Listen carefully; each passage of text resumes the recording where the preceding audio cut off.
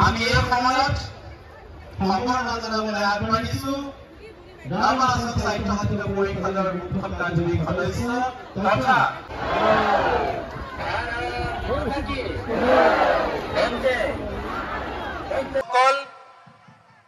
বিজেপিৰ বিভিন্ন স্তৰৰ কৰ্মকৰ্তাসকল আৰু ৰাভা হাছং যৌথ সংগ্ৰাম সমিতিৰ বিজেপিৰ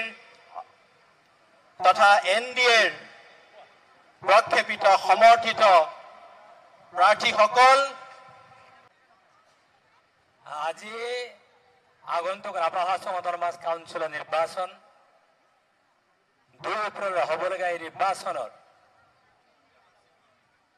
গোটেই ৰাভা হাছংবাসীক এই মুহূৰ্তত আমাৰ গোৱালপাৰা জিলাৰ 20টা সমষ্টিৰ সকলো প্ৰতিনিধিক উপস্থিত হ'ব পৰা 2টা দলৰে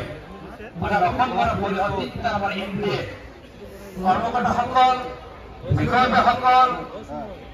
শুভাকাংক্ষীসকল ভাৰত মাতা কি পুৰা ভাল একদম হয়নে আমাৰ আজিৰ সভাত উপস্থিত ভাৰতীয় জনতা পাৰ্টিৰ সভাপতি দৰং ওদালগুৰি লোকসভা সমষ্টিৰ সাংসদ দিলীপ শইকীয়া ডাঙৰীয়া অসম চৰকাৰৰ মন্ত্ৰী জয়ন্ত মল্ল বৰুৱা ডাঙৰীয়া ৰাভা হাছং স্বায়ত্তশাসিত পৰিষদৰ মুখ্য কাৰ্যবাহী সদস্য টংকেশ্বৰ ৰাভা ডাঙৰীয়া ভাৰতীয় জনতা পাৰ্টিৰ জিলাৰ সভাপতি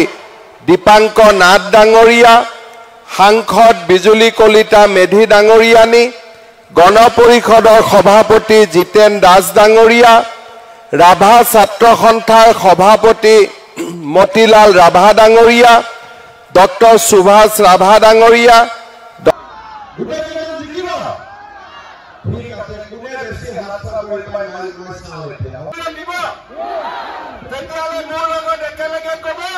ভাৰত মাতা কি নৰেন্দ্ৰ মোদী